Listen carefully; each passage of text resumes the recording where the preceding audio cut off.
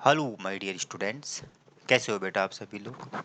उम्मीद करता हूँ अच्छे होंगे आप लोग और बड़ी बेसब्री से मेरी क्लास का इंतज़ार भी कर रहे होंगे कि कब इंग्लिश की क्लास आए और कब हम अगला कंटेंट स्टार्ट करें, आगे से पढ़ना स्टार्ट करें। तो पिछली क्लास के अंदर जो है मैंने आप लोगों को बताया था पूरा एग्ज़ाम पैटर्न के बारे में, सिलेबस के बारे में, और एक छोटा सा टॉपिक हमने स्टार्ट किया था टेंस, और उसके बारे में मैंने आप लोगों को थोड़ा सा डिस्कस किया था। ज़्यादा मैंने कुछ भी नहीं करवाया था बिकॉज फर्स्ट डे बहुत ज़्यादा आपको क्या कहते हैं उसको, वो कहते हैं ना बोर कर देना। तो मैं फर्स्ट डे आपको ज़्यादा बोर नहीं करना चाहता था क्योंकि टेंस का टॉपिक क्या है, थोड़ा बोरिंग टॉपिक सा लगता है कई बार लोगों को, तो इसलिए मैं टेंस के अंदर पहले मैं नहीं लेना चाहता था टेंस। बट क्या होता है कि स्टूडेंटों की एक आइडियोलॉजी, एक थ्योरी, एक थिंकिंग बन जाती है कि जो है क्या नाम से टेंस क्या होने चाहिए, शुरू में पढ़ाए जाने चाहिए। इसलिए मैंने सोचा कि चलो टेंस से ही क्या करते हैं, अपना श्री गणेश आरंभ कर देते हैं।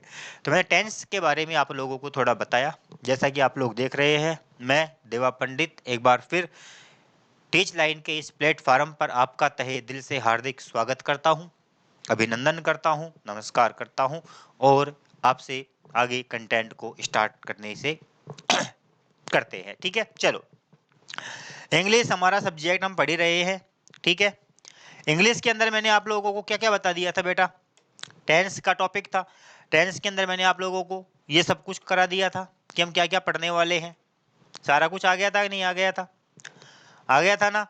ये इंट्रोडक्शन के बारे में मैंने आप लोगों को बता दिया था कि इंट्रोडक्शन मैं कराऊंगा, ये मैंने आप लोगों को करा दिया था। Concept and difference between time and tense, ये सेकंड पॉइंट भी मैंने आप लोगों को करवा दिया था। तो ये वाला और ये वाला सेक्शन हम लोग क्या कर चुके हैं, कंप्लीट कर चुके हैं। अब स्टार्ट होता है हमारा third detail of each tense. अब हम यहाँ से स्टार्ट करना प्रारंभ करेंगे। फिर उसके बाद हमने देख लिया था टाइम एंड टेंस का कॉन्सेप्ट। मैंने आप लोगों को बता दिया था कि टाइम क्या होता है, टेंस क्या होता है, कि दोनों एक अलग प्रक्रिया होती है। दोनों क्या होते हैं, बिल्कुल अलग होते हैं, एक समान नहीं होते हैं। टाइम क्या होता है, टाइम जो है वास्तविक ता से हमारा परसेप्शन करवाता है, वास्तविकता से अवगत करवाता है। समय तीन प्रकार का होता है, प्रेजेंट, पास्ट और फ्यूचर। तीन प्रकार का क्या होता है, टाइम होता है। टेंस के बारे में मैंने बताया था कि टेंस जो है वो क्या होता है, एक ग्रामेटिकल कैटेगरी है जो क्या करती है, वर्ब इन्फ्लेक्शन को बताती है, वर्ब को बताती है, वर्ब में होने वाले परिवर्तन को बताती है, वर्ब के प्रभाव को बताती है। कौन? टेंस। और टाइम क्या करता है, वास्तविकता को बताता है। इसके मैंने एग्जांपल भी दिए हैं, जैसे मैं अब यहाँ पर खड़ा हूँ और मैं कल की बात करूँ तो ये टाइम है और वो क्या होगा, टेंस होगा। ठीक है, तो मैंने टाइम और टेंस का कॉन्सेप्ट आप लोगों को बिल्कुल क्लियर कर दिया था कि टाइम क्या होता है और टेंस क्या होता है। Both are the different concept, not the same. Okay बेटा, चलो आगे जो है फिर मैंने आप लोगों को बताया था, इंपॉर्टेंट फैक्ट्स बताए थे कुछ एक मैंने आप लोगों को। ठीक है, और क्या क्या बताए थे ये सारे मैंने बता दिए थे। पहला क्या बताया था कि स्ट्रिक्टली स्पीकिंग अगर देखा जाए तो मेजर कितने टेंस होते हैं हमारे इंग्लिश में, केवल दो ही टेंस होते हैं, केवल प्रेजेंट और past, according to the inflection of verb, verb के इन्फ्लेक्शन के अकॉर्डिंग। कि वर्ब इन्फ्लेक्शन के अकॉर्डिंग केवल टेंस कितने होते हैं, दो ही होते हैं। क्यों होते हैं? क्योंकि फ्यूचर क्या है, केवल टाइम को शो करता है, नॉट टेंस को शो करता है। और टेंस को क्यों नहीं बताता है? क्योंकि यहाँ पर वर्ब में इन्फ्लेक्शन नहीं होता है, यहाँ पर वर्ब में चेंज नहीं आता है, वर्ब का प्रभाव, वर्ब का होना, वर्ब का कन्फर्मेशन नहीं होता है। इसलिए फ्यूचर को टेंस ना मान करके केवल क्या माना गया है, टाइम माना गया है। तो मॉडर्न ग्रामरियंस जो है वो ये कहते हैं कि फ्यूचर केवल क्या है, टाइम है। फ्यूचर क्या है, केवल टाइम है। इसीलिए इसके अंदर आने वाली दो हेल्पिंग वर्ब्स हैं, आप लोगों ने पढ़ी होगी, एक होता है विल और एक होता है क्या, शैल। इन विल शैल को बी फॉरम के रूप में ना डाल करके इनको किस रूप में डाला गया है बेटा, इनको मॉडल वर्ब के रूप में पढ़ाया जाता है। किस रूप में पढ़ाया जाता है, मॉडल वर्ब के रूप में पढ़ाया जाता है। पढ़ाया ना आप लोगों ने मॉडल्स के अंदर। ठीक है, तो बी फॉरम के रूप में, बी फॉरम ऑक्सिलरीज की अगर हम बात करें तो टोटल ऑक्सिलरी हमारे अंग्रेजी में 24 होती है। ऑक्सिलरी यानी हेल्पिंग वर्ब्स कितनी होती है, 24। दो प्रकार की होती है, बी और मॉडल। बी वर्ब 11 होती है, मॉडल वर्ब 13 होती है। तो बी वर्ब जो होती है उन बी वर्ब के अंदर विल और शैल को शामिल नहीं किया गया है, जो कि प्रेजेंट और पास्ट में आती है। लेकिन विल और शैल काहे में आती है? फ्यूचर में आती है, इसलिए इनको बी फॉर्म में शामिल नहीं किया गया, क्योंकि ये केवल टाइम को इंडिकेट करती है, टेंस को नहीं बताती है। इसलिए ये काहे में पढ़ी जाती है? मॉडल वर्ब में इनको पढ़ा जाता है। आगे बात समझ में? तो फ्यूचर के अंदर क्या है कि वर्ब इन्फ्लेक्शन नहीं होता है, इस वजह से इसको टेंस नहीं माना जाता है। फ्यूचर केवल क्या होता है? केवल टाइम होता है। लेकिन क्या है कि हम पढ़ते हैं कौन सी ग्रामर? Traditional grammar. कैसी ग्रामर पढ़ते हैं हम लोग? ट्रेडिशनल। तो ट्रेडिशनल ग्रामर के अकॉर्डिंग हम कितने प्रकार के टेंस पढ़ते हैं? 3 प्रकार के टेंस पढ़ते हैं। कितने प्रकार के टेंस पढ़ते हैं बेटा? 3 प्रकार के टेंस पढ़ते हैं। अब 3 प्रकार के टेंस कौन कौन से हैं? देखिए, टाइप ऑफ टेंस। सबसे पहला प्रेजेंट टेंस। कौन सा है? प्रेजेंट। प्रेजेंट यानी मैंने आप लोगों को कल बताया था कि प्रेजेंट का मतलब होता है बेटा वर्तमान काल। क्या होता है मेरे मित्रों? वर्तमान काल। क्या होता है? वर्तमान काल। ठीक है। प्रेजेंट का मतलब क्या होता है? वर्तमान, जो हमारे सामने है, जो हमारे सामने मौजूद है, जो हमारे सामने प्रत्यक्ष है, स्पष्ट है, वो क्या है? हमारा वर्तमान है। आज जो है वो क्या है? हमारा प्रेजेंट है। क्या है वो? हमारा प्रेजेंट है। हम टीवी देख रहे हैं इस टाइम, तुम मेरे को जो है मोबाइल पर देख रहे हो या लाइव देख रहे हो या कैसे भी देख रहे हो, ये तुम्हारा क्या है? प्रेजेंट है। इसके पहले तुमने क्या किया? वो तुम्हारा क्या था? पास्ट था। तो दूसरा क्या आ जाएगा? हमारा पास्ट टेंस। प्रेजेंट के पहले आप कहाँ थे? अर्थात ये आपका क्या हो गया बेटा? भूतकाल हो गया मेरे मित्रों। क्या हो गया? ये आपका भूतकाल हो गया। ठीक है। प्रेजेंट टेंस वर्तमान काल जो सामने है, पास्ट टेंस भूतकाल जो गुजर चुका, और तीसरा होता है कौन सा? Future tense. तीसरा कौन सा होता है? फ्यूचर यानी भविष्य जो किसी ने नहीं देखा। तीसरा कौन सा होता है? भविष्य जो किसी ने नहीं देखा। देखा है किसी ने भविष्य? नहीं देखा है। किसी ने भविष्य नहीं देखा है। तो 3 प्रकार के हमारे टेंस होते हैं। प्रेजेंट टेंस जो हमारे सामने है, प्रत्यक्ष है, अर्थात जो क्या है? प्रत्यक्ष है, वर्तमान में है, सामने मौजूद है, सामने है, वो क्या है? हमारा प्रेजेंट है। वो क्या है? हमारा प्रेजेंट है। भूतकाल जो गुजर गया, चला गया, अर्थात जो क्या हो गया? गुजर गया, चला गया, वो क्या है? हमारा पास्ट है। अब नहीं है, पहले था अब नहीं है, वो क्या है? पास्ट है। पहले राजा महाराजा थे, अब नहीं है, तो क्या था? पास्ट था। अब क्या है? वर्तमान है। ठीक है ना? आगे बात समझ में? अगर मैं इस टाइम पे खड़ा होकर के मैं कहूं कि 400 साल पहले यहां मुगलों का शासन था, 400 साल पहले मुगलों का शासन था, तो बात कब मैं कर रहा हूं? प्रेजेंट में। तो टाइम क्या हो गया? प्रेजेंट।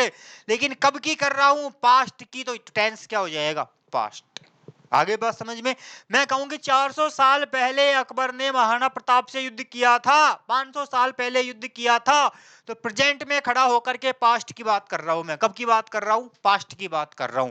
तो ये क्या है? टाइम प्रेजेंट है।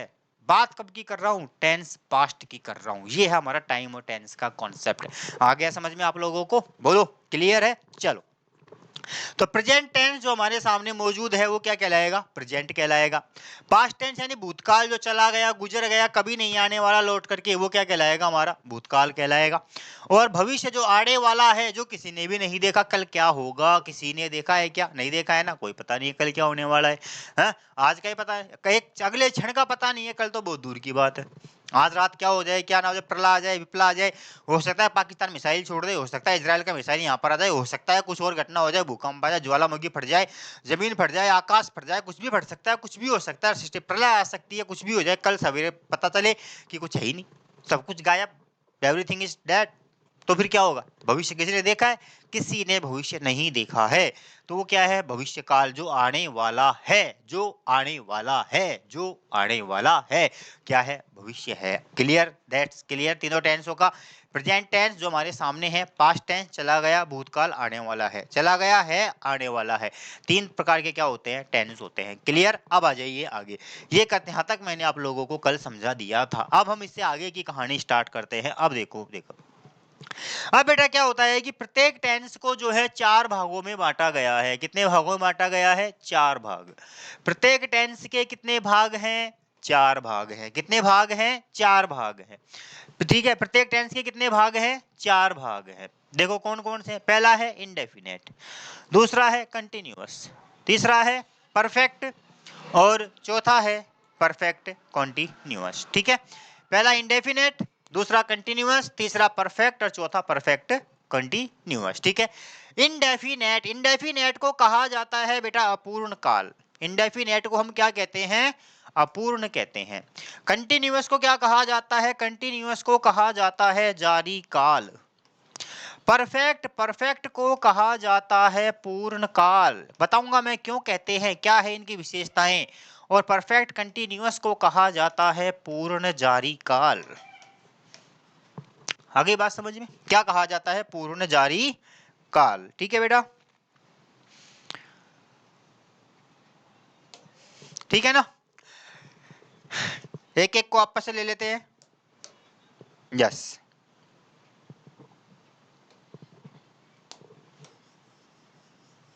अब एक एक की बात करता हूं मैं, ठीक है ना? एक एक को देखते हैं।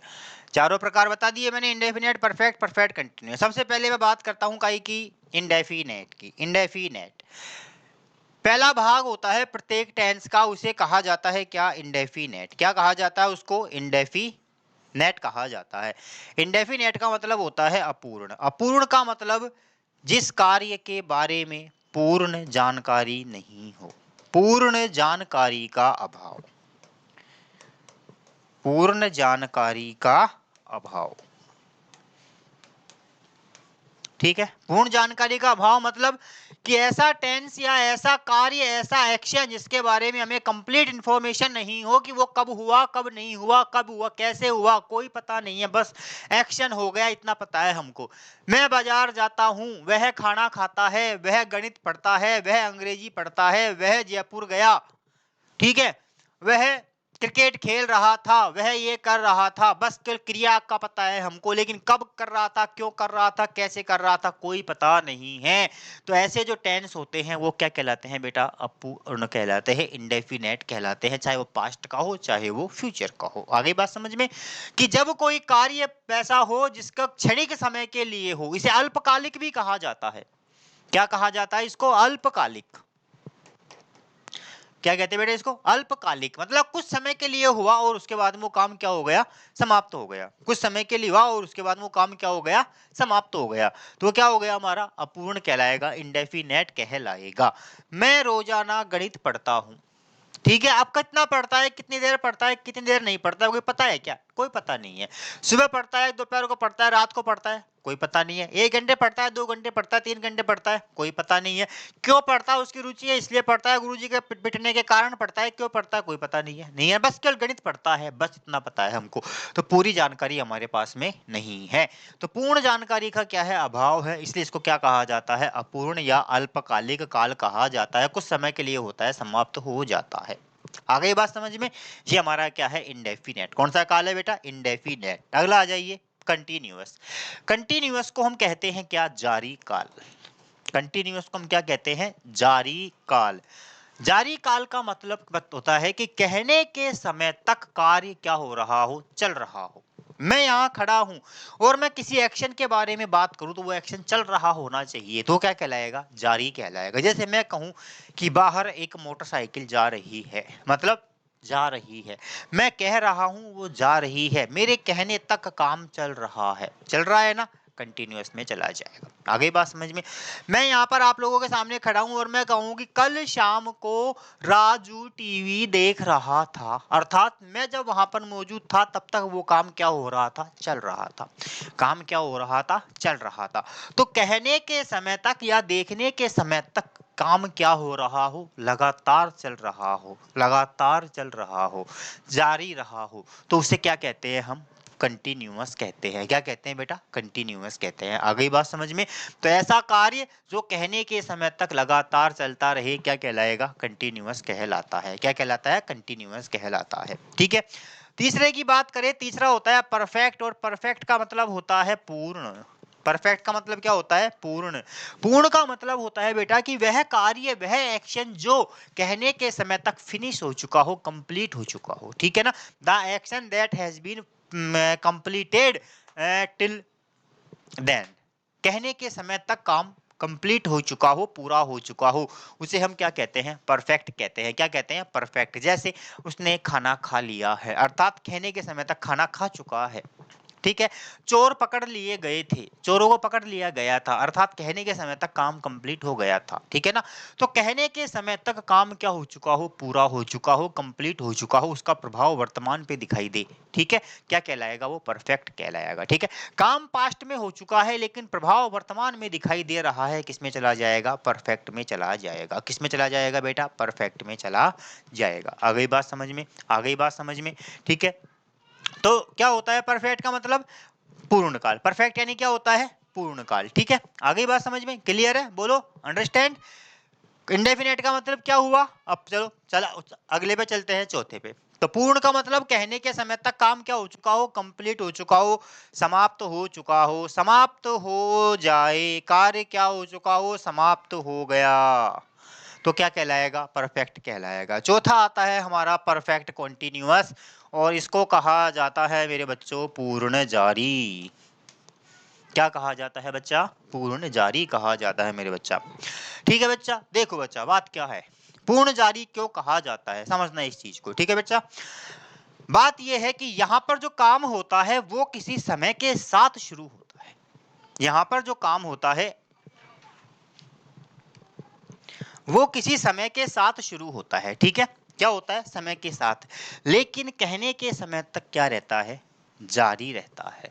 समय के साथ होने के कारण क्या कहा जाता है? पूर्ण कहा जाता है। लेकिन लगातार चलता रहता है, इसलिए क्या कहा जाता है? जारी कहा जाता है। अगली बात समझ में? तो ऐसा कार्य जो किसी समय के साथ प्रारंभ हो चुका हो लेकिन कहने के समय तक लगातार चल रहा हो, उस कार्य को कहा जाता है पूर्ण जारी या परफेक्ट कंटिन्यूअस। क्या कहते हैं? पूर्ण जारी या परफेक्ट कंटिन्यूअस। ठीक है। पर आगे बात समझ में? बोलो क्लियर। जैसे कहा जाए कि राजू 2 घंटे से अंग्रेजी पढ़ रहा है, तो 2 घंटे से मतलब समय आ गया कि नहीं आ गया? 2 घंटे से पढ़ रहा है, लगातार काम चल रहा है। समय के साथ काम शुरू हुआ है लेकिन कहने के समय तक चल रहा है। किसान सुबह से हल चला रहा था, तो सुबह से काम शुरू कर दिया था और लगातार चल रहा था। सुबह से काम शुरू कर दिया था किसान ने और लगातार चल रहा था। तो समय के साथ काम शुरू हो जाए और कहने के समय तक चलता रहे तो क्या कहलाएगा? वो हमारा पूर्ण जारी कहलाता है। बोलो बेटा कंसेप्ट क्लियर हुआ चारों टेंसों का, चारों प्रकारों का? 3 टेंस होते हैं हमारे, प्रेजेंट, पास्ट, फ्यूचर, वर्तमान, भूत, भविष्य। ठीक है। 3 टेंस होते हैं। तीनों टेंसों के कितने भाग होते हैं? 4 भाग होते हैं, इंडेफिनेट, कंटिन्यूअस, परफेक्ट और परफेक्ट कंटिन्यूअस। ठीक है। इंडेफिनेट, परफेक्ट, परफेक्ट और परफेक्ट कंटिन्यूअस। इंडेफिनेट का मतलब क्या होता है? अपूर्ण, यानी कोई काम कब होता है कब नहीं होता है कोई जानकारी नहीं होती है, होता है और समाप्त हो जाता है, किसमें चला जाएगा? इंडेफिनेट में चला जाएगा। अल्पकालिक काम जिसको कहा जाता है, क्षणिक समय के लिए होता है, पूरा हो जाता है, वो क्या कहलाता है? हमारा अपूर्ण या इनडेफिनेट कहलाता है। ठीक है बच्चा। अगला है कंटिन्यूअस। कंटिन्यूअस का मतलब होता है मेरे बच्चों जारी काल। क्या होता है बच्चों? जारी काल होता है। ठीक है। और जारी का मतलब कि वह कार्य जो कि कहने के समय तक लगातार क्या चल रहा हो बच्चा? चल रहा हो। ठीक है बच्चा। तो वह काम जो कहने के समय तक लगातार चल रहा हो उसे हम क्या कहेंगे बच्चा? जारी काल कहेंगे। क्या कहेंगे बच्चा? जारी काल कहते हैं। अर्थात वह पढ़ रहा है, सो रहा है, जा रहा था, खा रहा था, हंस रहा था, रो रही है, अर्थात कहने के समय तक काम क्या हो रहा है? चल रहा है। कहने के समय तक कार्य क्या हो रहा है? चला जा रहा है। क्या कहलाएगा? हमारा कंटिन्यूअस। क्या कहलाएगा मेरे बच्चों? कंटिन्यूअस कहलाएगा। ठीक है बच्चा। अगला है मेरा परफेक्ट टेंस। कौन सा है? परफेक्ट। परफेक्ट का मतलब होता है पूर्ण। पूर्ण का मतलब कहने के समय तक काम क्या हो चुका है? कंप्लीट हो चुका है। कहने के समय तक काम पूरा हो गया, कंप्लीट हो गया। ठीक है ना? तो वो किस में चला जाएगा? परफेक्ट में चला जाएगा। किस में चला जाएगा? परफेक्ट में चला जाएगा। और परफेक्ट कंटिन्यूअस, समय के साथ काम शुरू हो जाए और लगातार चलता रहे, क्या कहलाएगा? परफेक्ट कंटिन्यूअस कहलाएगा। That's it. ये चारों प्रकारों का अंतर समझ में आ गया। ठीक है। मैंने एक एक चीज को क्लियर करता हुआ चल रहा हूँ आप लोगों के सामने, ठीक है ना, ताकि आप लोगों के दिमाग में कंफ्यूजन ना रहे। हालांकि ये आप लोगों के इतना देखा जाए तो इतना डीप में आपको जाने की आवश्यकता भी नहीं है, लेकिन मैं फिर भी आपको डीप में ले जा रहा हूँ, क्योंकि हो सकता है कि कुछ ऐसे बच्चे भी हैं जो सेकंड ग्रेड की, फर्स्ट ग्रेड वगैरह की तैयारी कर रहे होंगे। तो जब वो किस स्कूल में जाएंगे, बच्चों को पढ़ाएंगे, तो कैसे बच्चों के सामने एक्सप्लेन करेंगे, ताकि उनको भी इस चीज़ के बारे में क्या होना चाहिए, जानकारी होनी चाहिए। ठीक है ना, क्योंकि आधे ज़्यादा टीचर्स को भी इतना डीप नॉलेज नहीं जान दिखा पाते हैं अधिकतर। ठीक है ना, तो इसलिए मैं जो एक एक चीज़ को बहुत बारीकी से पढ़ा रहा हूँ, टेंस को बहुत बारीकी से। बेटा बच्चा, अगर मैं कहूँ ना, अगर मैं टेंस पढ़ाने लगूँ ना, तो टेंस टेंस के लिए मुझे 6 महीने भी कम पड़ जाएंगी मेरे बच्चों। ठीक है, एजे थॉमसन एक राइटर आता है इंग्लिश का। ठीक है, और एजे थॉमसन की बुक के अकॉर्डिंग अगर मैं आप लोगों को इंग्लिश टेंस पढ़ाऊं, तो वो टेंस 6 महीने तक चलेंगे। 6 महीने भी उसके लिए कम होंगे टेंसों के लिए। इतना डीप कॉन्सेप्ट है टेंस टेंस का। टेंस टेंस का इतना डीप कॉन्सेप्ट है। तो टेंस अभी क्या है, आप लोगों के केवल एक बाहरी सतही तौर पर है, ज्यादा डीप में नहीं है। कभी मौका मिले तो एजे थॉमसन की बुक मार्केट से परचेज करना, अगर मिल जाए तो। पहले भी तो मिलेगी नहीं वो बुक, क्योंकि ऐसी किताबें रेयर मिलती है।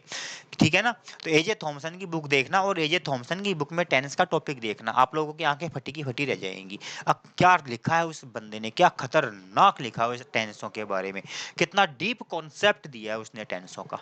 ठीक है बच्चा, ये बात है। तो यहाँ पर मैंने आप लोगों को चारों प्रकार के क्या बता दिए, टेंस बता दिए हैं। यहाँ तक कहानी क्लियर हुई आप लोगों की? बोलो बच्चा, क्लियर है यहाँ तक का? बोलो मेरे बच्चों, बोलो, बोलो बच्चों, क्लियर है? चलो आगे बढ़ते हैं हम लोग। अब बात करते हैं हम, सबसे पहले आता है हमारा प्रेजेंट इंडेफिनेट। ठीक है, सबसे पहला टेंस कौन सा आता है हमारा? Present indefinite. ठीक है बच्चा, तो मेरे बच्चों बात करता हूं मैं सबसे पहले इंडेफिनेट टेंस की।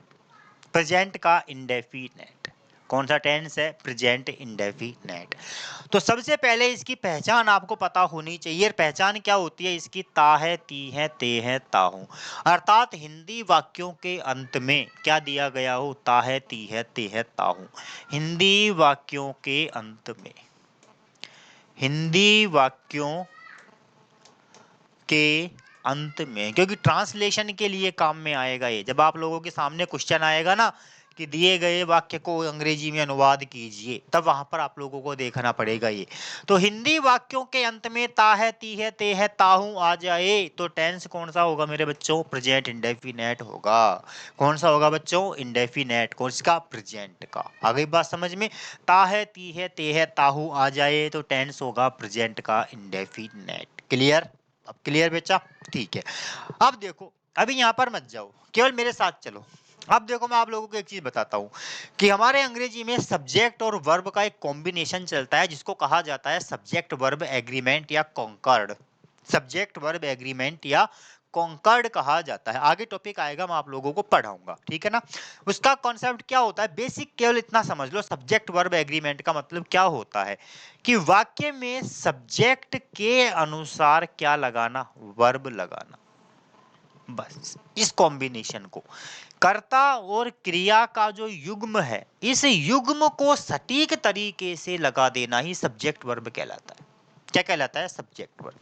अब इसका मतलब क्या होता है कि जैसा कर्ता वैसी क्रिया, जैसा करता वैसी क्रिया, तो क्या होगा? वो हमारा सब्जेक्ट वर्ब कहलाएगा। क्या कहलाएगा? वो हमारा सब्जेक्ट वर्ब एग्रीमेंट कहलाता है। क्या कहलाता है बच्चों? सब्जेक्ट वर्ब एग्रीमेंट कहलाता है। ठीक है ना, तो जैसा करता वैसी क्रिया क्या हो जाएगा? वो हमारा सब्जेक्ट वर्ब।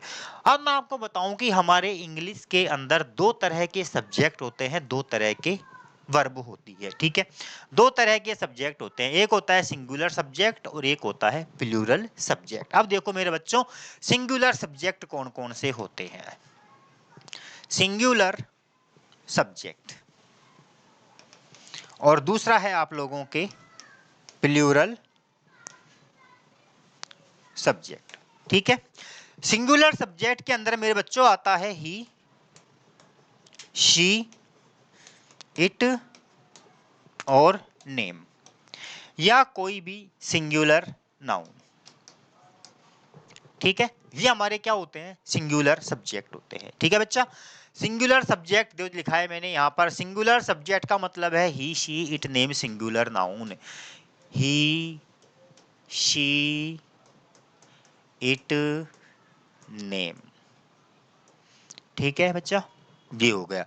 प्लूरल के अंतर्गत आता है हमारा आई, वी, यू, दे और प्लूरल नाउन। ठीक है बच्चा, ये दो प्रकार के कर्ता मैंने लिखे हैं यहाँ पर। तो यहाँ पर हमारा कौन कौन सा हो जाएगा, आई, वी, यू, दे। ठीक है बच्चा, क्लियर। तो सिंगुलर सब्जेक्ट और प्लूरल सब्जेक्ट, अब जैसा कर्ता वैसी क्रिया, जैसा कर्ता होगा वैसी ही क्या होगी, क्रिया होगी। अगर कर्ता एक वचन है तो क्रिया भी एक वचन होगी, और कर्ता बहुवचन है तो क्रिया भी बहुवचन की लगेगी। आ गई बात समझ में। अगर सब्जेक्ट हमारा सिंगुलर है तो वर्ब भी सिंगुलर आएगी, और अगर सब्जेक्ट प्लूरल है तो वर्ब भी प्लूरल में आनी चाहिए। ये हमारा सब्जेक्ट वर्ब एग्रीमेंट कहलाता है।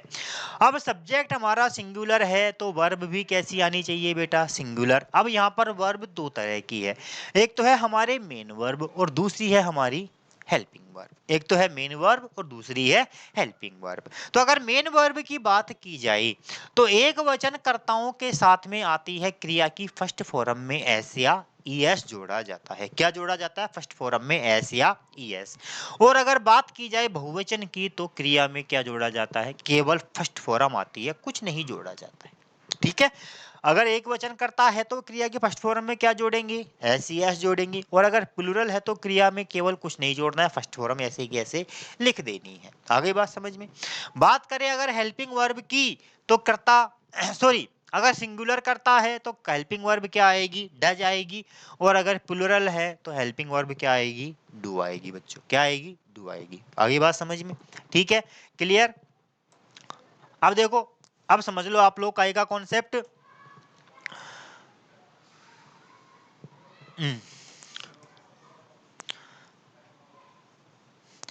ये तो मैंने आप लोगों को बताया सब्जेक्ट का। अब वर्ब का कॉन्सेप्ट और बता देता हूं, देखो मैं आप लोगों को। सिंगुलर सब्जेक्ट और singular verb, singular subject singular verb, plural subject plural verb. ठीक है, अब बात करता हूं मैं प्लूरल और सिंगुलर वर्ब की, प्लूरल और सिंगुलर वर्ब की बात करता हूं। ठीक है बच्चों, अब आती है जैसे, सबसे पहले मैं बात करता हूं सिंगुलर वर्ब, और दूसरी है मेरे लिए प्लूरल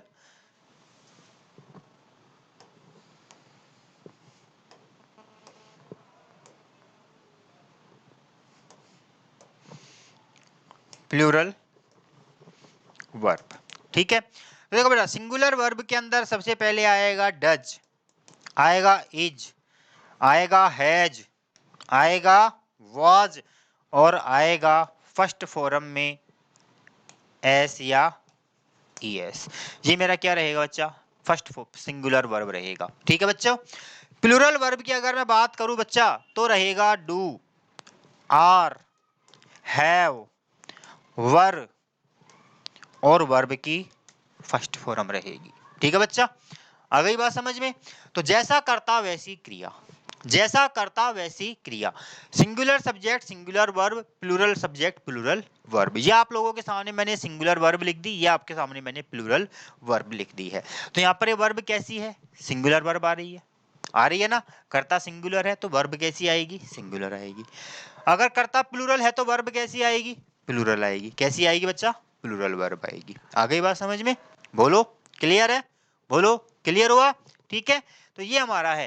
पहचान क्या होगी, हिंदी वाक्यों के अंत में ता है, ती है, ते है, ताहू आएगा तो टेंस होगा प्रेजेंट का इंडेफिनेट। अगर करता एक वचन है तो मुख्य क्रिया क्या आएगी, फर्स्ट फॉर्म में एस या यस, और प्लूरल सब्जेक्ट है तो क्या आएगी, केवल वर्ब की फर्स्ट फॉर्म आएगी। अगर हमारा कर्ता सिंगुलर है तो हेल्पिंग वर्ब क्या आएगी, डज, और अगर बहुवचन है तो हेल्पिंग वर्ब क्या आएगी बच्चों, डू आएगी। आ गया समझ में, बोलो क्लियर बच्चा, बताओ बच्चों, बोलो बेटा क्लियर है। ठीक है, ठीक है ना। चलो, ये आप लोगों का प्रेजेंट इंडेफिनेट का मैंने आप लोगों को कॉन्सेप्ट क्या कर दिया, क्लियर कर दिया। क्या कर दिया, क्लियर बता दिया। क्लियर है यहाँ तक, या आप लोग पहले पढ़े हुए हो, कोई दिक्कत नहीं है। मैं यहाँ पर आप लोगों को नहीं उलझाऊंगा, यहाँ पर आप लोगों को ज्यादा समय बर्बाद नहीं करूंगा। मैं दो टेंसों को पैरेलल में लेता हुआ चल रहा हूँ। ठीक है बच्चों, ध्यान रखना इस चीज का। अब इसी तरह हमारा है पास्ट का इंडेफिनेट। क्या है हमारा, पास्ट का इंडेफिनेट। ठीक है, सेंटेंस पैटर्न सेम रहेगा क्योंकि दोनों में गया थोड़ी सी सिमिलरिटी है, इसलिए मैंने दोनों को पैरेलल में लिया है। ठीक है, अगला हमारा पास्ट का इंडेफिनेट। अगर मैं इसकी बात करूं पास्ट के इंडेफिनेट की तो इसकी पहचान क्या होती है? था, थे, थी, या, ए, ई, आ, ए, ई।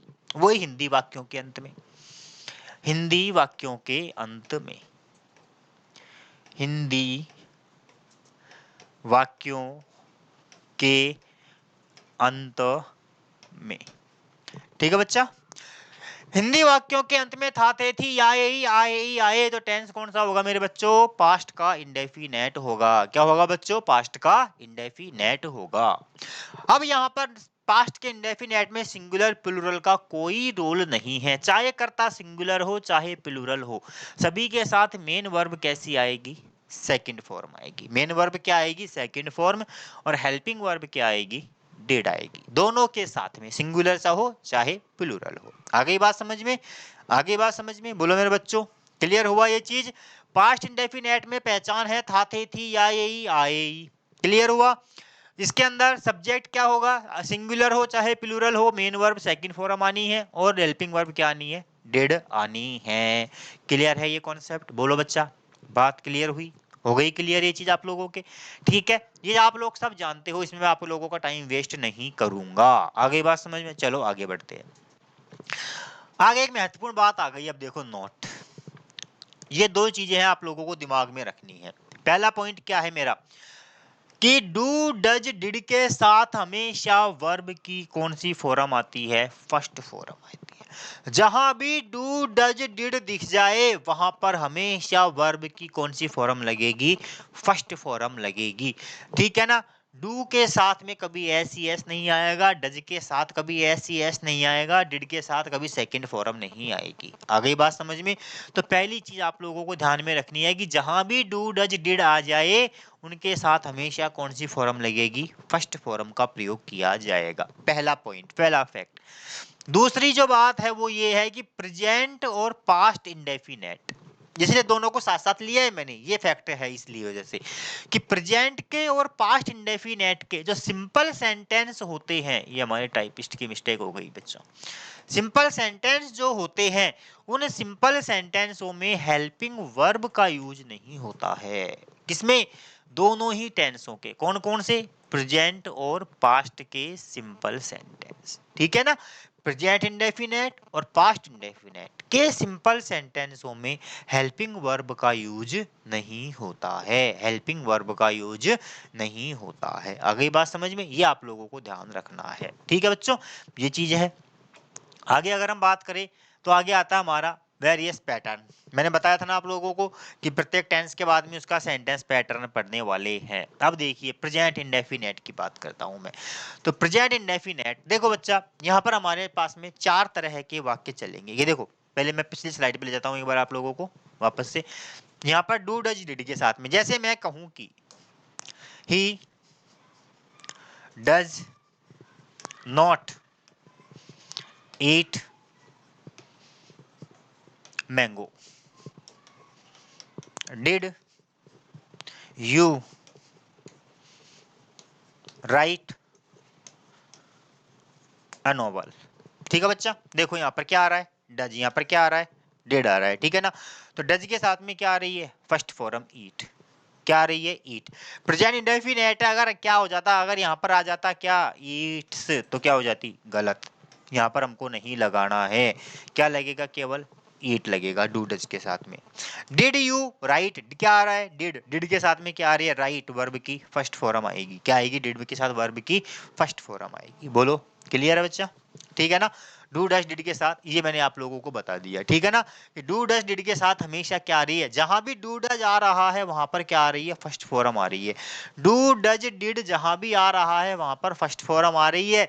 इसीलिए अगर ये तीनों नहीं हो, ये तीनों नहीं हो तो फिर क्या होगा? या तो एस यस आएगा या वर्ब की सेकंड फॉर्म आएगी। ध्यान रखना इस चीज का। ठीक है? डू डज डिड के साथ तो फर्स्ट फॉर्म आएगी, लेकिन अगर डू डज डिड नहीं है तो फिर या तो एस यस आएगा या फिर क्या आएगी? सेकंड फॉर्म आएगी। यही मैं आप लोगों को समझाना चाहता हूं और कुछ नहीं समझाना चाहता। ठीक है ना? तो ये सेंटेंस पैटर्न के लिए मैंने आप लोगों को ये वापस से बैक पेज पर लेकर के आया था। अब चलो आगे, ये आप लोगों के समझ में आ जाएगा। प्रेजेंट इंडेफिनेट का सिंपल सेंटेंस। सबसे पहले सब्जेक्ट, उसके बाद में वर्ब की फर्स्ट फॉर्म, या उसमें एस या ई एस, कर्ता के अनुसार बताया था ना मैंने, जैसा कर्ता वैसी क्रिया। अगर एक वचन होगा तो क्या जोड़ेंगे, एस ई एस, और अगर बहुवचन होगा तो केवल क्या आएगी, फर्स्ट फॉर्म और उसके बाद में ऑब्जेक्ट। क्लियर हुआ। इस सेंटेंस पैटर्न को ध्यान रखना है क्योंकि इन्हीं से आप लोगों का ट्रांसफॉर्मेशन होने वाला है। 3 नंबर के क्वेश्चन आएंगे डेफिनेटली, ध्यान रखना इस चीज का। 3 नंबर के क्वेश्चन पूछे जाएंगे यहाँ से, डेफिनेट पूछे जाएंगे, ध्यान रखना इसमें से, है ना। तो सब्जेक्ट, उसके बाद क्रिया की फर्स्ट फॉर्म, कर्ता के अनुसार। अगर सिंगुलर सब्जेक्ट है तो एस ई एस जोड़ेंगे, और अगर प्लूरल है तो केवल क्या आएगी, फर्स्ट फॉर्म आएगी, ठीक है। उसके बाद ऑब्जेक्ट। अगला है नेगेटिव सेंटेंस। अब यहाँ पर देखो हेल्पिंग वर्ब नहीं है ना, मैंने यही तो बताया था कि सिंपल सेंटेंस में हेल्पिंग वर्ब नहीं आती है, लेकिन अब यहाँ से हेल्पिंग वर्ब का रोल स्टार्ट हो गया है, ठीक है ना। हो गया ना हेल्पिंग वर्ब का रोल स्टार्ट। सब्जेक्ट, उसके बाद में हेल्पिंग वर्ब, नोट, उसके बाद में वर्ब की फर्स्ट फॉर्म। देखो देखो बेटा यहाँ पर अब गौर से, helping verb do does did आ गया ना, डू डज आ गया कि नहीं आ गया। और मैंने क्या बताया था, डू डज के साथ क्या आती है, फर्स्ट फॉर्म आ गई कि नहीं आ गई, आ गई ना। डू डज आया तो क्या आ गई, फर्स्ट फॉर्म आ गई। डू डज आते ही क्या आ गया, फर्स्ट फॉर्म आ गई, ठीक है। तो हेल्पिंग वर्ब और मेन वर्ब के बीच में क्या लगाना है, नोट लगाना है, तो क्या बन गया, नेगेटिव सेंटेंस बन गया, ठीक है। इंटरोगेटिव में कुछ नहीं है, हेल्पिंग वर्ब कर्ता के पहले आ जाएगी बस, और कुछ नहीं होगा। देखो इधर हेल्पिंग वर्ब पहले आ गई, कर्ता बाद में आ गया, बाकी यूं की यूं रखना है, बस कर्ता और हेल्पिंग वर्ब को चेंज कर देना है और कुछ नहीं करना है, ठीक है। हेल्पिंग वर्ब, उसके बाद में सब्जेक्ट, उसके बाद में फर्स्ट फॉर्म, उसके बाद में ऑब्जेक्ट। क्लियर बच्चा। 2 प्रकार के होते हैं। अब हमारे इंट्रोगेटिव सेंटेंस होते हैं ना मेरे बच्चों, 2 प्रकार के होते हैं। कितने प्रकार के होते हैं बच्चों, 2 प्रकार के होते हैं। एक तो होते हैं हेल्पिंग वर्ब से बनने वाले, और दूसरे होते हैं डब्ल्यू एच वर्ड से बनने वाले, ठीक है। दोनों में अंतर बखूबी आप लोग जानते हो, लेकिन जो नहीं जानते हैं उनको मैं बता दूं कि वे प्रश्न जिनका जवाब यस या नो में दिया जाता है, ऐसे प्रश्न जिनका जवाब यस या नो में दिया जाता है, उनको किससे बनाया जाता है, हेल्पिंग वर्ब से बनाया जाता है। आगे बात समझ में। और दूसरी पहचान, कि अगर हिंदी वाक्य के ऐसे प्रश्न वाक्य जो हिंदी में है, तो हिंदी के प्रश्न वाक्यों के प्रारंभ में क्या आ जाए, हिंदी वाक्य के प्रारंभ में क्या आ जाए, तो वो कैसे बनेगा, हेल्पिंग वर्ब से बनेगा। लेकिन अगर यही क्या वाक्य के बीच में आ जाए तो फिर वो कैसे बनेगा, डब्ल्यू एच वर्ड से बनेगा, ठीक है बच्चा। तो अगर प्रश्न का जवाब हाँ या ना में दिया जाए तो कैसे बनेगा, वो हेल्पिंग वर्ब से बनेगा। लेकिन अगर प्रश्न के जवाब में संज्ञा, सर्वनाम, क्रिया, क्रिया विशेषण इत्यादि को बताया जाए तो वो कैसे बनाया जाएगा, डब्ल्यू एच वर्ड से बनाया जाएगा। आगे बात समझ में। तो प्रश्नवाचक वाक्य 2 प्रकार के होते हैं, एक होता है हेल्पिंग वर्ब और एक होता है डब्ल्यू एच वर्ड, ठीक है। तो अगर आपसे प्रश्नवाचक वाक्य का अंग्रेजी में अनुवाद करवाए, प्रश्नवाचक वाक्य का अंग्रेजी में अनुवाद करवाए, तो अगर मान लो शुरू में ही वाक्य में आपको दिख जाए क्या क्या, और एंड में आ जाए क्वेश्चन मार्क, तो समझ जाना कि वो कैसे बनना है, हेल्पिंग वर्ब से बनना है। लेकिन अगर ये क्या नहीं दिखे और दिख जाए कि वह क्या खाता है, वही क्या है लेकिन सिचुएशन चेंज हो गई, ये यहाँ पहले आ रहा था लेकिन अब ये बीच में आ गया, तो अब ये काय में चला जाएगा, डब्ल्यू एच में चला जाएगा। काय में चला जाएगा, डब्ल्यू एच में। अगर ये कंडीशन है तो किस में जाएगा, हेल्पिंग वर्ब में। लेकिन अगर ये कंडीशन आ गई तो किस में चला गया, डब्ल्यू एच में। हो गया क्लियर, बोलो ये आज समझ में आ गई। चलो आगे देखेंगे बच्चा, इंट्रोगेटिव नेगेटिव। अगले आते हैं इंट्रोगेटिव नेगेटिव, बिल्कुल प्रश्नवाचक की तरह है, केवल सब्जेक्ट के बाद में क्या आ जाएगा, नोट। सब्जेक्ट के बाद में क्या आ जाएगा, नोट। तो क्या बन जाएंगे हमारे इंट्रोगेटिव नेगेटिव सेंटेंस बन जाएंगे। बोलो बेटा यहाँ तक क्लियर हुआ आप लोगों के कॉन्सेप्ट आज का, बोलो बच्चा क्लियर हुआ यहाँ तक का, बताओ कोई डाउट यहाँ तक आप लोगों को, कोई डाउट है यहाँ तक, बोलो।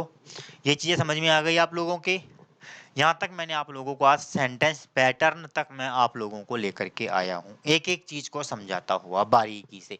एक एक चीज आपको मैंने बारीकी से समझाई है, ठीक है ना। क्योंकि मेरे कई ऐसे भाई बंधु, ऐसे मित्र, मेरे कई ऐसे सखा हैं जो बेचारे टेंसों के बारे में अभी तक कुछ नहीं जानते हैं, इसलिए मुझे एक एक चीज को बारीकी से पढ़ाना पड़ रहा है, ठीक है बच्चा। तो मैंने आज यहाँ तक आप लोगों को पढ़ाया है। कल मैं आप लोगों को सिखाऊंगा ट्रांसलेशन। कल आप लोगों को मैं क्या सिखाऊंगा? ट्रांसलेशन। ट्रांसलेशन यानी हिंदी से अंग्रेजी बनाना, हिंदी से अंग्रेजी में बनाना सिखाऊंगा आपको मैं, ठीक है ना बच्चा। तो यह मैं कल आपको बताऊंगा हिंदी से अंग्रेजी में कैसे बनाया जाता है, हिंदी से अंग्रेजी में कैसे बदला जाता है, ठीक है। तो यहाँ तक आप लोगों को मैंने आज पढ़ाया। अगर आप लोगों को अच्छा लगा, समझ में आया, तो चैनल को लाइक, सब्सक्राइब और शेयर करना ना भूलें। जरूर से जरूर इसको लाइक, शेयर और सब्सक्राइब जरूर करें, ताकि आपके अन्य भाई बंधुओं का भी क्या हो, भला हो सके, ठीक है। तो आज का सेशन मैं यहीं समाप्त करता हूँ। इसके बाद नेक्स्ट क्लास में, अभी कल संडे है, ठीक है ना, मतलब कल जो भी है, तो कल जो है अगली क्लास में मैं जल्दी ही, या तो कल या कल के बाद जल्द ही तुरंत आपके सामने एक एमसीक्यूज की एक श्रृंखला लेकर के आने वाला हूँ, ठीक है। तो एमसीक्यूज की एक श्रृंखला लेकर के आने वाला हूँ, एक मॉडल पेपर पूरा, जो जूनियर अकाउंटेंट के अंदर आते हैं 25 क्वेश्चन, वो 25 क्वेश्चनों का एक सेट लेकर के आने वाला हूँ, और वो प्रैक्टिस मैं आप लोगों को जल्दी ही करवाने वाला हूँ। इसलिए सारे के सारे तैयार रहें। अगर लाइव लूंगा तो मैं लाइव का आप लोगों को नोटिफिकेशन मिल जाएगा। तो 25 क्वेश्चन का मैं आप लोगों को एक एमसीक्यू सेट जल्दी ही करवाने वाला हूँ, तो आप लोग भी प्रिपेयर फॉर दैट, ठीक है बच्चा, ठीक है।